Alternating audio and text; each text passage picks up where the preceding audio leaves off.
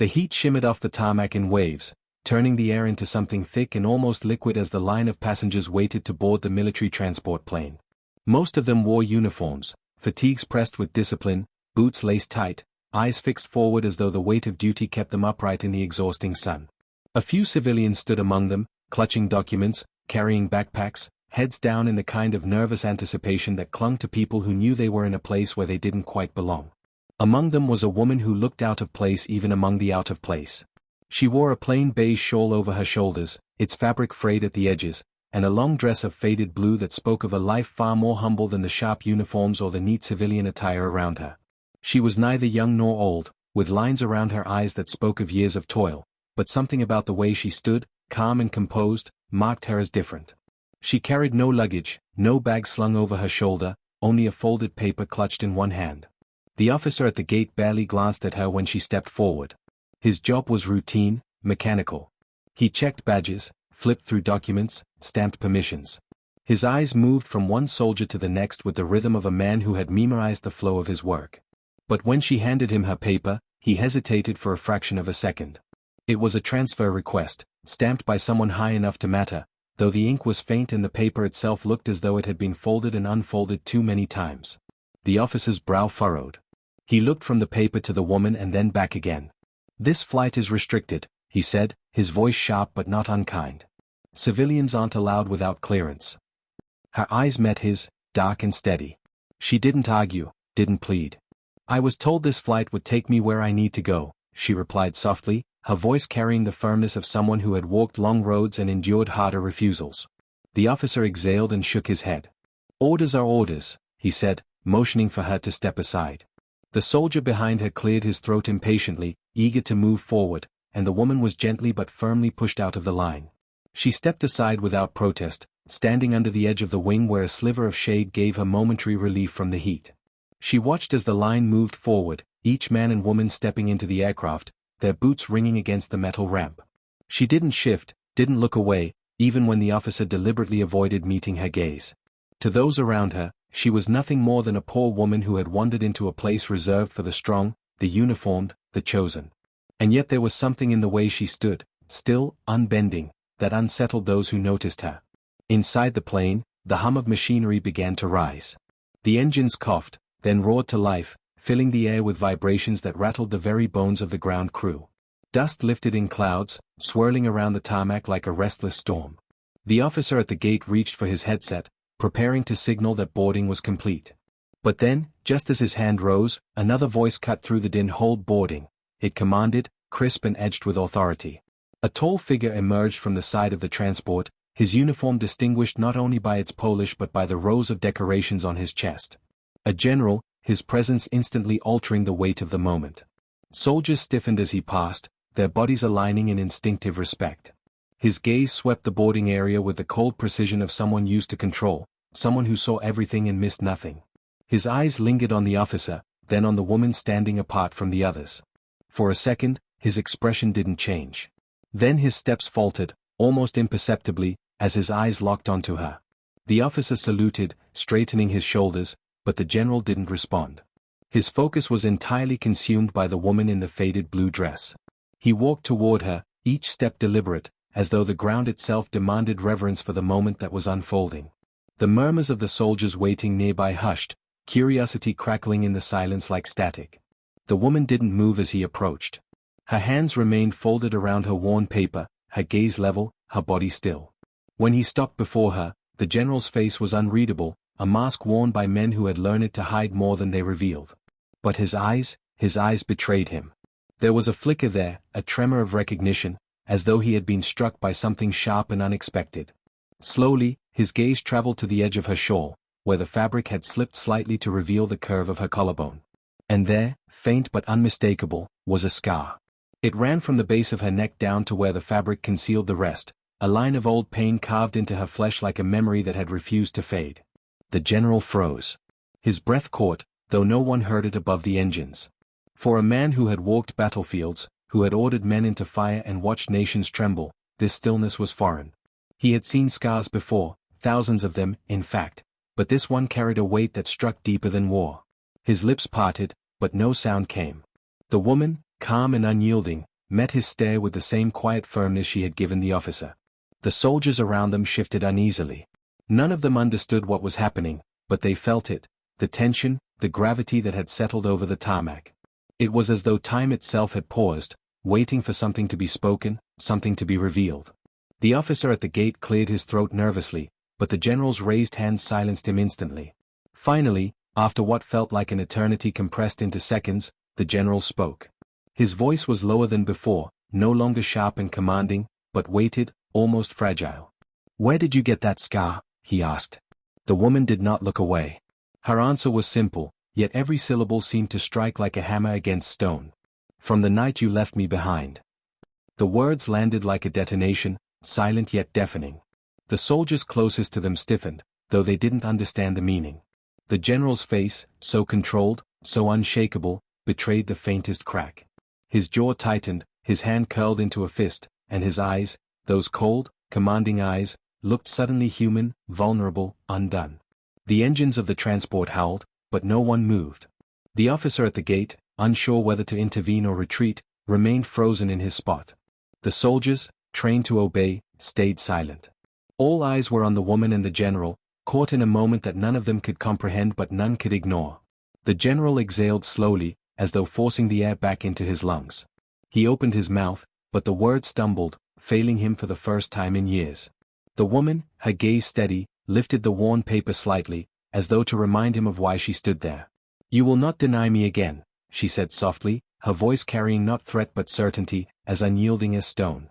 The general's hand trembled almost imperceptibly as he reached for the paper. When his fingers brushed against it, they also brushed against hers, and for a fraction of a second, the mask slipped entirely. His eyes, filled with memories that clawed their way out of the past, flickered with something between guilt and recognition. He took the paper, stared at it, but the words on the page were meaningless compared to the scar burned into his memory. Behind them, the plane's engines thundered, the world pressing forward. But in that narrow space on the tarmac, time refused to move. The silence between them stretched like a taut wire, humming with tension, each second that passed heavier than the last. The soldiers shifted uneasily, exchanging glances, but not a soul dared to move or speak. The general stood motionless, the woman's words echoing in his mind like the toll of a bell he thought he'd silenced long ago. "The night you left me behind." He had spent decades burying that night, convincing himself it had been the only choice, the necessary one, the kind of decision men in command made and never revisited. But now, here she was, living, breathing, standing before him with the scar that told the story better than any words ever could. He clenched the paper in his hand until its edges crumpled, though his eyes never left hers. The officer at the gate dared to break the silence, his voice nervous and strained. "Sir, should I proceed with boarding?" The general turned his head sharply, and the officer's words died in his throat. The look in the general's eyes was enough to silence entire battalions. "No," the general said at last, his voice low, but with a steel that cut through the roar of engines. "No one moves until I say." The officer swallowed hard and nodded, stepping back as though distance might shield him from the unseen storm between the woman and the man who commanded nations. The woman finally lowered her gaze, but it wasn't submission, it was something else, like a verdict already decided. She adjusted the shawl on her shoulders, covering the scar as if she had given him just enough to remember and no more. Then she said, in that same steady voice that seemed to strip every false layer away from the moment, "You knew I was there. You knew, and you left me." The general felt the words like a blade sliding between ribs, sharp and deliberate. He had commanded armies, had sent men to their deaths without flinching, but this accusation, this simple truth, undid him in ways no battlefield ever had. Memories he had locked away came flooding back. A night lit by fire and chaos, the cries of people trapped in a collapsing village, the orders in his ear demanding withdrawal. And her face illuminated by the flames, reaching out as the transport lifted away. He had told himself she hadn't survived. That was the only way to silence the gnawing guilt. And yet here she was. "I didn't have a choice," he said finally, his voice cracking against his will. For the soldiers who heard it, the sound was shocking. They had known this man only as a fortress of authority, impenetrable, unyielding. But now, in front of a woman who looked like she belonged anywhere but among generals and steel machines, he sounded human. Flawed. Weak. The woman's eyes rose again, piercing him. "You always had a choice," she replied, and in her words was no anger, no pleading. Only the steady truth of someone who had lived through consequences while others lived with excuses. The general turned away, as if her gaze was too much to bear. His eyes swept the line of soldiers, the ramp to the plane, the waiting officer. All of them were witnesses now. He knew the weight of reputation, the currency of power. A single crack in his image could undo decades of fear and respect. Yet none of that mattered because the past had finally found him, and it stood in front of him wearing a faded blue dress and a scar that told the story better than his medals ever could. "Clear the tarmac," he ordered suddenly, his voice snapping like a whip. The officer blinked. "Sir." The general's eyes blazed. "I said clear it. Everyone back inside. Now." The soldiers obeyed instantly, filing away with the mechanical obedience drilled into them, though not without glances filled with confusion and curiosity. The officer hesitated, caught between duty and bewilderment, but one glare from the general was enough to push him toward the plane with the others. Within moments, the once crowded tarmac was empty, save for the roaring engines, the woman, and the general. The world seemed impossibly large around them, the open airstrip stretching into horizons, but between the two of them it felt suffocatingly small. He took a step closer, lowering his voice. "Why are you here?" Her answer was immediate. "Because I carried what you left behind. And I will not be denied again." His throat tightened. Carried. The word hung in the air, weighted with implications he couldn't yet bring himself to confront. His mind raced through possibilities, each one heavier than the last. He wanted to demand clarity, to force her to spill the truth, but something in her composure told him that whatever she carried, it was not for his demands. It was hers, and she would give it only when she decided. "I tried to forget," he whispered, more to himself than to her. The engines howled as though mocking the confession. "But forgetting doesn't erase the blood. I see it every time I close my eyes." She tilted her head, studying him.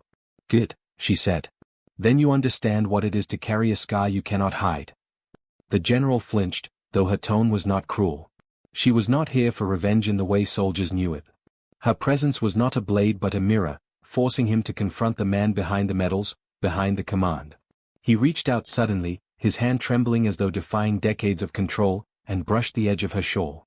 The scar gleamed again in the harsh light, pale and merciless against her skin. His fingers stopped just short of touching it, hovering in the air. "I should have saved you," he admitted, the words spilling out like a wound reopening. "I should have." She interrupted, calm but firm. "But you didn't." The truth lay bare between them, unmovable, undeniable. He withdrew his hand, ashamed, and for the first time in years he felt small, not as a general, not as a leader, but as a man who had failed someone who had trusted him. She stepped closer now, closing the distance he hadn't dared. Her eyes searched his face, not for answers but for acknowledgement. "Do you think medals can bury what you left behind? Do you think parades can silence the voices of those who were burned while you flew to safety?" Each word struck him harder than any bullet ever had. He staggered back a half step, not from physical force but from the weight of the truth pressing down on him. He wanted to lash out, to assert control, but there was nothing here to command. This was not a battlefield he could conquer. This was a reckoning. The engines of the transport screamed louder, ready for flight, but neither moved toward it. The general's mind twisted between past and present, between the orders that had shaped his career and the ghost that had just stepped into flesh before him. He realized, with a chill that ran deeper than fear, that the woman standing in front of him was not just someone he had left behind. She was the living embodiment of every life lost to his decisions. And she had come not to destroy him, but to remind him. "Tell me why you're here," he said again, this time his voice trembling, almost pleading. Her eyes softened, though they lost none of their fire. "Because what you abandoned still breathes.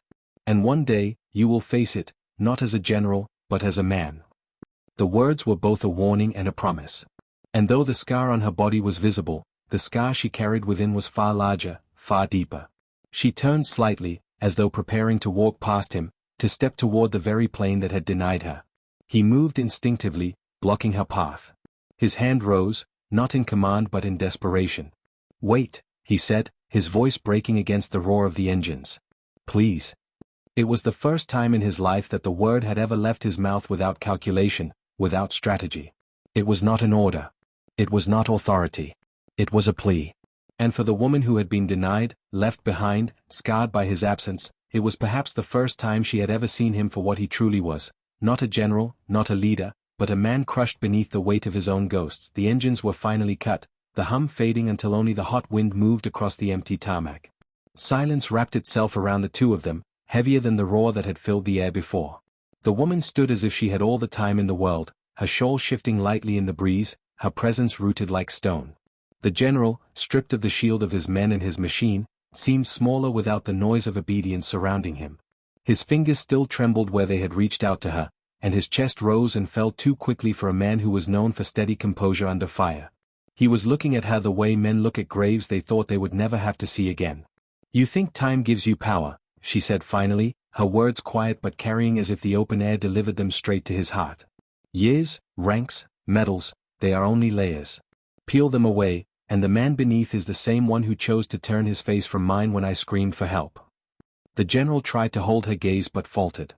His mind replayed the fire, the orders, the deafening moment when he had looked back only once and seen her silhouette through the smoke, arm raised, mouth open, but his transport lifting into the night sky. He had buried that moment under endless campaigns, endless justifications. He told himself the mission required it, that saving the many had outweighed saving the one.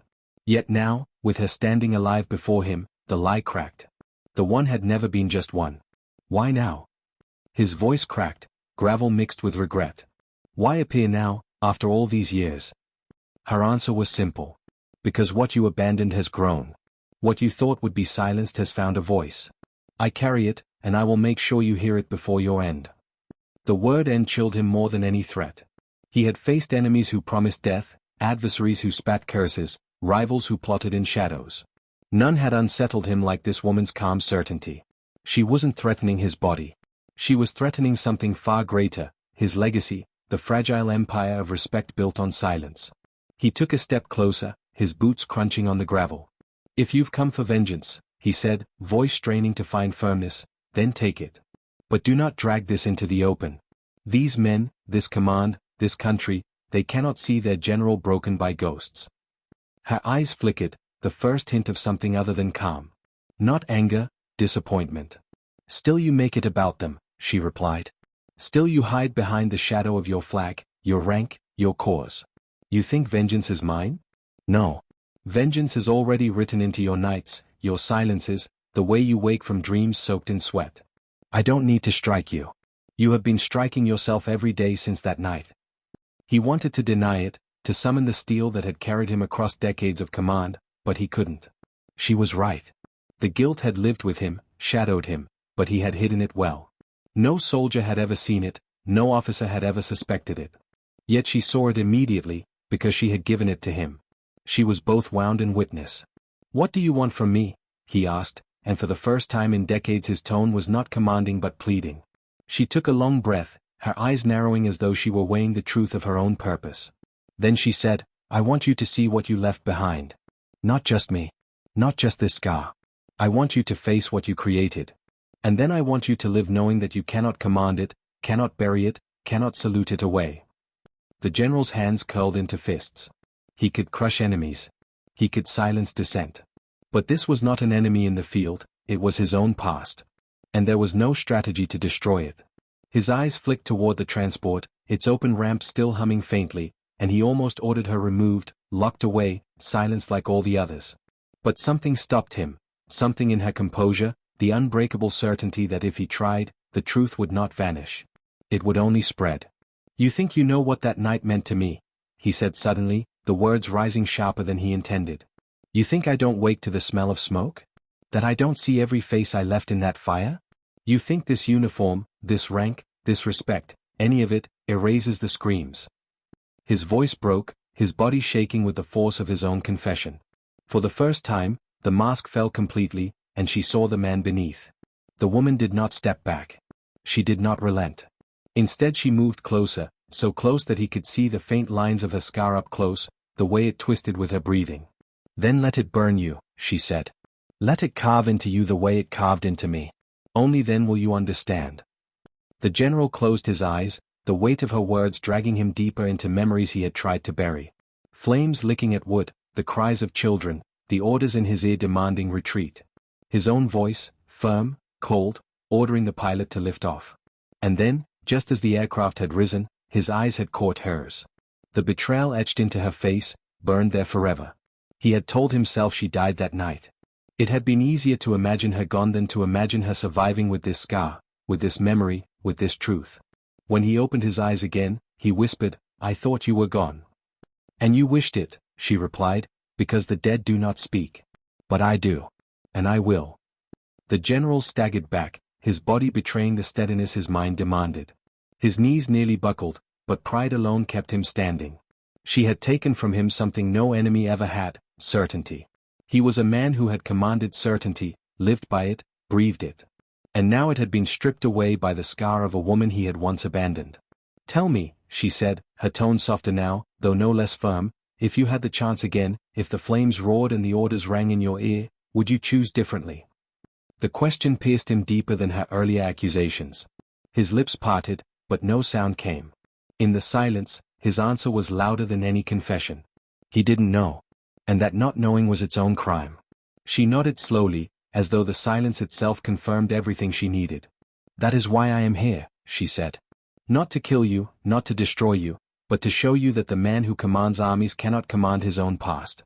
And now, every time you speak, every order you give, you will hear my voice reminding you what you abandoned." The general's throat tightened. He wanted to shout, to reassert control, to drag her away and bury her voice in some dark cell. But the thought of doing so terrified him more than leaving her here. Because if she vanished again, if she was silenced again, the guilt would grow monstrous. And if the soldiers had seen this moment, if even one whisper of what had just passed leaked, his empire of fear would collapse. For the first time in his life, he felt cornered. Not by armies, not by politics, but by a single scar and the truth it carried. And he knew, with dawning horror, that he could not escape it. The heat was fading as the sun began to sink, casting long shadows across the tarmac. The day's noise had died down, but inside the silence there was a strange kind of storm. The woman remained perfectly still, her figure etched against the horizon, her shawl fluttering like a flag no wind could tear down. The general paced in a slow circle before her, as if distance might give him clarity, but the truth walked with him no matter which way he turned. The weight of her words pressed harder than the medals on his chest, heavier than the commands he had given to silence thousands. He could feel every lie he had told himself unraveling with each breath she took in his presence. "You speak of scars as if they make you stronger," he said finally, his voice rough, "but all I see is weakness. You carry it because you cannot let it go." Her eyes flicked toward him, calm, unyielding. "And you?" she asked. "You buried it because you could not carry it. You left it for others to bear, and you called that strength." The general's jaw tightened. He wanted to believe his words, to convince her, or perhaps himself, that what he had done was necessity. Yet the way she spoke, with certainty that cut sharper than any blade, left his arguments hollow before they even left his tongue. He turned away, looking at the plane, the soldiers waiting at a distance, their eyes like daggers of curiosity. He could sense their whispers forming, and he felt the ground under his career begin to crack. "You shouldn't have come here," he said, his back still turned. "You don't understand what you risk. To expose me is to shake the foundation these men stand on. You would undo more than me. You would undo the order that holds them together." Her voice carried across the still air, soft yet unrelenting. "Order built on silence is already broken. You fear being undone, but you were undone long ago, the moment you chose to save yourself over those who cried out for you." The word struck deep. He inhaled sharply, steadying himself, but every breath tasted like smoke from that night long ago. He had told himself he'd saved lives by sacrificing a few. He had told himself it was war, and war demanded choices without mercy. But she was here, flesh and bone proof that it had never been just a choice. It had been abandonment. "You think you carry righteousness," he growled, finally turning back to face her, his eyes blazing. "But you don't know what it is to command. To weigh thousands of lives against hundreds. To stand in the fire and decide who will breathe and who will not." She stepped forward, the scar visible again as her shawl slipped slightly. "And you don't know what it is to be the one left in that fire. To wake every day with the memory of a face that chose to turn away. You made a choice, General. And you live with the ghosts it created. Do not speak to me of the burden of command. I am the burden you left." The fury drained from him in an instant, leaving only exhaustion in its place. Her words pinned him where he stood, each one anchoring him deeper into the truth he could no longer run from. He tried to summon the steel of his past, the cold certainty that had carried him through battles and politics alike, but against her scar, against her gaze, there was nothing left. Only the man he had been, the one who had turned away. "Tell me," she said suddenly, her voice quieter now, but more piercing than any shout. "Do you remember the names of those you left behind with me? Do you remember their faces?" The general froze. He could recall flashes, screams, flames, a boy clutching at the leg of a collapsing wall, but not names, not all the faces. They had blurred into the haze of war, into the convenient forgetting that allowed him to move forward. He opened his mouth to speak, but nothing came. The silence was louder than any confession. Her eyes narrowed, and for the first time there was pain in her expression, not for herself, but for what his silence revealed. "That is why you cannot escape me," she said. "Because I remember them. Every one of them. And when you look at me, you will see them, too." He staggered back a step, his chest tightening, his breath uneven. His hands rose as if to ward her off, but she did not move forward. She didn't need to. Her stillness, her certainty, pressed against him more forcefully than any assault. He had led armies, conquered territories, broken enemies, and yet here, in the face of a single woman, he was undone. The soldiers in the distance shifted again, their whispers now visible in their eyes, though the roar of the plane engines no longer masked them. They saw their general, their unshakable leader, standing broken before someone who looked like no more than a peasant. And in that moment, the seeds of doubt began to spread. He could feel it, and it terrified him more than any battlefield. "Why now?" he asked again, but this time his voice cracked with desperation. "Why bring this back now, when everything I've built hangs by a thread?" She studied him, and for the first time her eyes softened, though her words carried the same weight. "Because lies build empires, but truth always comes. You cannot lead men forever when you cannot even face the woman you left to burn. You cannot command loyalty when your own past betrays you with every step." He clenched his fists, shaking his head. "You will destroy everything." "No," she said firmly. "I will reveal everything. You destroy yourself." The sun dipped lower, painting the sky in shades of red that looked like blood across the horizon. The general stared at her, his face etched with fear, guilt, and something else, acceptance, creeping like a shadow he could no longer outrun. He realized then that she had not come to beg, not come to accuse for pity. She had come to remind him that the cost of his choices could not be buried under rank or ribbons. For a long time, neither spoke. The silence stretched again, broken only by the wind shifting dust across the tarmac. Then, finally, the general lowered his gaze. "What do you want me to do?" he asked, the question more fragile than any order he had ever given. Her reply came without hesitation. "Look at me. See what you left. And never again pretend it did not exist." He lifted his eyes reluctantly, meeting her stare. And in her face, in the scar, in the calm fire of her presence, he saw the ghosts of everyone he had lost, everyone he had abandoned. The truth carved into her flesh was now carved into him. The general's shoulders sagged, the weight of decades collapsing in an instant. The soldiers watching saw something they had never imagined possible. Their general, bowed not by enemy fire, not by politics, but by the simple presence of a scarred woman who would not be silenced. Night crept slowly across the base, the sky bruised purple and black as the last streaks of light bled away. The soldiers had withdrawn to the edge of the hangars, their silhouettes sharp against the faint glow of floodlights. They pretended to busy themselves, but their eyes always wandered back to the center of the tarmac where the general and the woman still stood locked in their silent confrontation. Rumors already slithered through their ranks, though no one dared speak them aloud yet. A general could withstand enemies, but whispers were poison, and the men had tasted enough of this night to know something had cracked. The woman did not move, her presence as fixed as stone. She neither pressed forward nor stepped back. It was not force that held the general, but gravity, the pull of truth that he could not break no matter how many times his mind screamed to command, to crush, to silence. His breathing was ragged now, his chest heaving in ways that betrayed the weakness he had always hidden. His men had never seen him bleed, never seen him falter, and yet one scar carved into another's flesh had undone what no battle ever had. "You came here to end me," he said at last, though the words lacked conviction. They were a shield of habit, a general's instinct to name the threat before striking.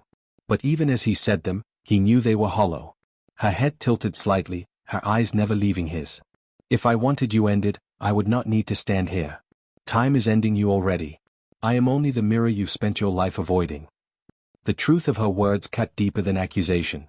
He felt it in his bones, in the tremor of his hands, in the sudden awareness of how heavy his uniform felt draped across his shoulders.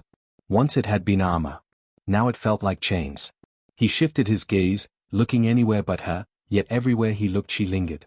She was in the scars of his men, in the silence of the dead, in the empty weight of the medals glittering on his chest.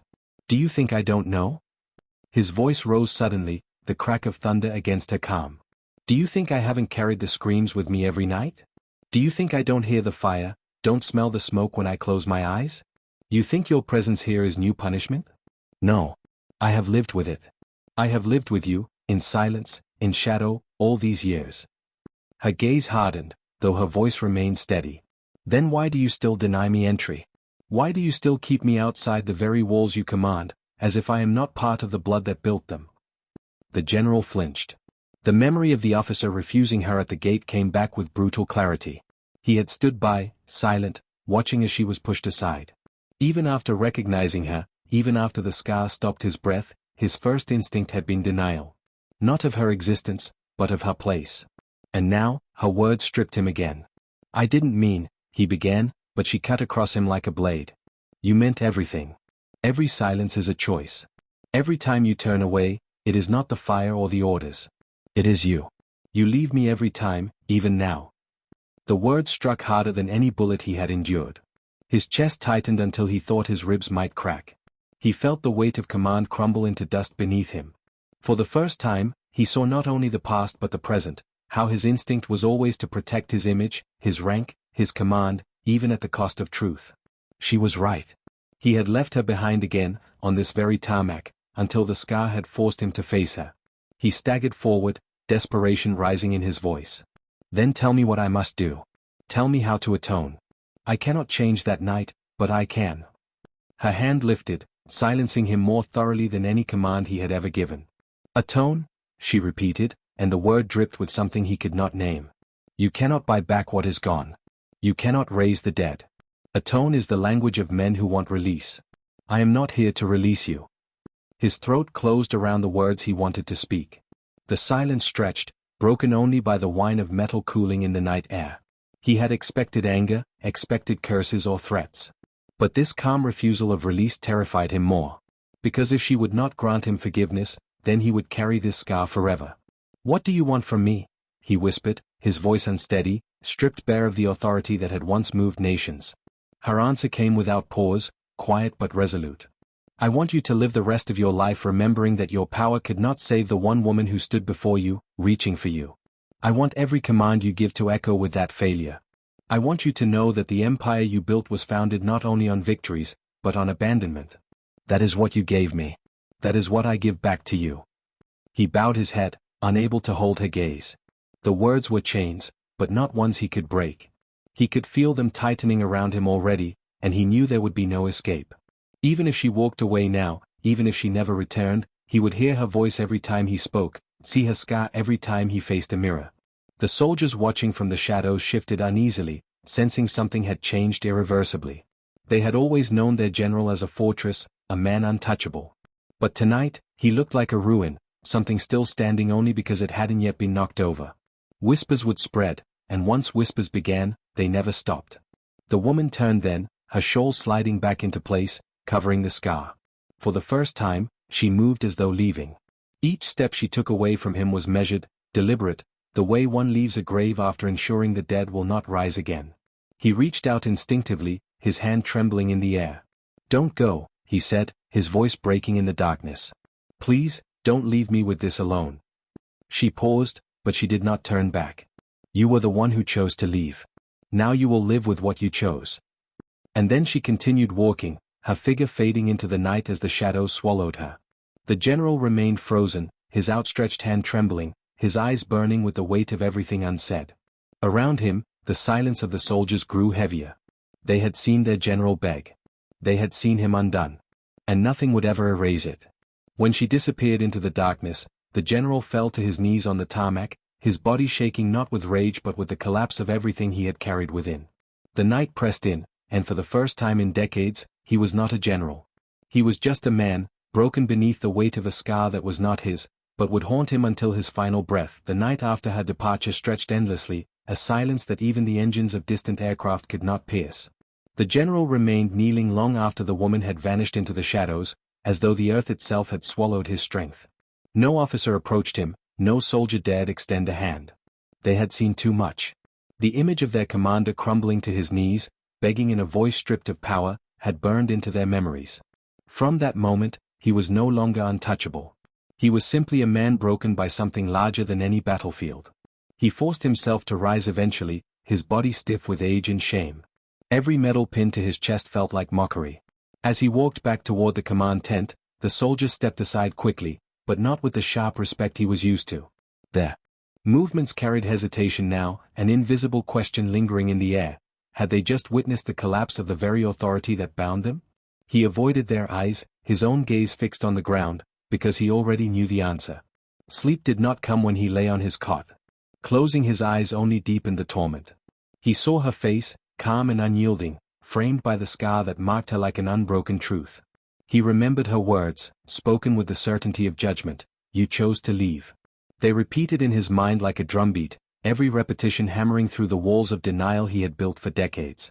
He tried to summon excuses, orders, protocols, necessity, but each time, her voice returned, cutting them down with silence. In that silence, he was naked, unable to escape himself. By dawn, he had not slept a moment. He rose, washed his face in the basin of cold water, and caught his reflection.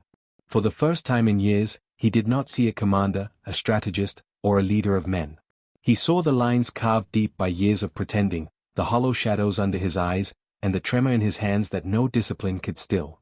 Most haunting of all was the ghost of her scar, not on his skin but etched into his sight. It followed him, an after-image, reminding him that he could not turn away anymore. When he walked onto the parade ground that morning, the men were assembled in rigid lines. They saluted him, but it was a hollow gesture, performed because duty required it, not because loyalty commanded it. He felt it instantly. Authority lived not in orders but in the hearts of those who obeyed, and he could feel his slipping through his fingers. His throat tightened as he tried to speak the day's commands. His voice cracked once, and though he steadied it quickly, the damage was done. The whispers that began the night before had become quiet certainty. The general was no longer the man he had been. He dismissed them earlier than usual, unable to bear their eyes. Alone again, he walked the perimeter of the base. Every corner seemed haunted. He thought of battles he had commanded, victories that had been carved into textbooks, defeats he had endured with stoic pride. None of them weighed as heavily as that single scar. None of them had reduced him to this. He realized then that medals and history books meant nothing. The scar was more powerful than any symbol he had ever carried. By midday, word of the strange woman who had stood on the tarmac had already spread far beyond the base. Stories grew with each telling. Some claimed she was a ghost, a spirit of the fallen come to pass judgment. Others whispered she was family, a secret he had buried. The most dangerous rumor, however, was the one that said she had broken him. Soldiers talked quietly in their bunks, wondering how a man fit to command could be undone by a single woman's presence. Respect eroded quietly, invisibly, but it eroded all the same. That evening, the general sat alone in his office, a half-empty glass of whiskey trembling in his hand. His maps and reports lay untouched on the desk. His eyes stared at the wall, but in his mind, he was back on the tarmac, watching her walk away. He had begged her not to leave him alone with this weight, and yet she had gone. He realized now that it was not loneliness he feared, it was the truth. He could no longer run from it. The scar was his inheritance, and it would shadow him until his death. When darkness fell again, he whispered aloud, though no one was there to hear, "I thought I commanded armies. But I was never stronger than the silence of one woman." His voice broke, and for the first time in decades, tears blurred his vision. They rolled down his weathered cheeks, silent and unstoppable, as he understood that this was his punishment, not execution, not exile, but the slow unraveling of everything he had built, undone by the memory of what he had abandoned. The following morning broke heavy with rain, the kind that turned the base into a field of mud and made every movement sluggish. Soldiers pulled their ponchos tighter and lowered their heads, but the general walked bareheaded, letting the water soak through his uniform. He didn't care. The storm outside felt almost like a reflection of the one inside his chest. Every step was slow, his boots sinking into the ground as though the earth itself sought to drag him under. He moved past the hangars and the barracks, past the saluting guards whose eyes avoided his, until he reached the wire fence that marked the edge of the base. He stood there for a long time, staring at the horizon blurred by sheets of rain. Somewhere out there she walked, far from this world of walls and orders, carrying with her the scar that had crushed him. The officers found him still standing there hours later, drenched, unmoving, as though waiting for something that would never come. They spoke cautiously, reporting on routine matters, but he barely acknowledged them. His words were clipped, his tone distant. It unsettled them. The general who once barked commands with unshakable confidence now seemed like a man giving answers in a language he no longer believed. They left quickly, but not before trading glances. Everyone could see it now, the heart of the army was faltering. Whispers had turned to talk. Talk turned to speculation. Some said he was ill, others claimed he was haunted. A few even suggested he was unfit for command. Once, such talk would have been unthinkable. Now it spread like fire in dry grass, emboldened by every moment of hesitation, every sigh he thought went unnoticed. Discipline kept the ranks together, but discipline was a thread that frayed under doubt, and doubt was everywhere. That night, he sat alone in his quarters, the rain still hammering against the tin roof. He had poured another glass of whiskey but barely touched it. Instead, he turned over an old photograph in his hands, one of the few personal things he kept. The edges were worn, the colors faded, but the faces were still visible. His wife, smiling softly. A young girl between them, with eyes that seemed to carry both mischief and light. His daughter. His throat tightened until he could not breathe. He pressed the photo to his forehead, eyes shut, as though he could somehow will time backward. But there was no undoing. The scar lived because he had chosen duty over love, command over family. He had left her behind, and fate had carved that choice into her skin. A knock at the door broke his trance. It was his adjutant, hesitant, nervous. "Sir, the men are restless. They ask questions. Some want answers about the woman." The general looked at him, his face hollow, then dismissed him with a wave. The adjutant lingered, as if expecting more, but none came. Finally, he saluted and left, closing the door softly. Alone again, the general whispered into the darkness, "What answers can I give? That I abandoned my own blood? That her scar is my mark of betrayal?" The silence answered for him, heavy and absolute. By morning, his health began to betray him. He felt weakness in his limbs, a heaviness in his chest, as though every breath was drawn through stone. The doctor insisted it was exhaustion, but he knew better. It was not the body failing, it was the spirit. He moved slower through the day, his posture bent, his voice subdued.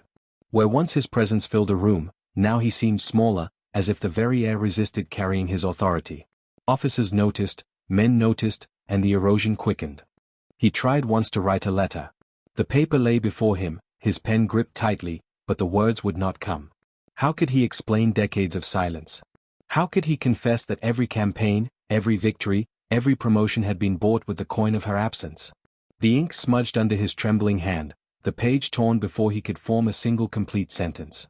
He crushed it in his fist and threw it aside, but the failure only deepened his despair. He could command armies, yet he could not command one honest word from his heart. As evening fell, he stood at the window, watching the horizon again. Somewhere beyond those hills, she carried her scar with dignity while he withered under its weight. He envied her strength. He feared her truth. And he knew with a certainty that hollowed him out, he would never see her again.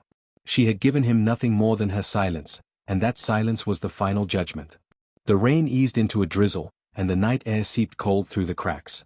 The general finally sat, resting his weary body, and whispered into the shadows, "Forgive me. Not as a soldier, not as a commander. Just as a man who failed." The words dissolved into the air, unheard, unacknowledged, and unanswered. For the first time in his life, he understood what true defeat felt like, and it had nothing to do with battles lost on a field. It lived entirely within the scar he had left on another soul, and it would never leave him. The days that followed blurred into one another, a slow unraveling of the man who had once been unshakable. Orders were given with hesitation, inspections missed, meetings cut short.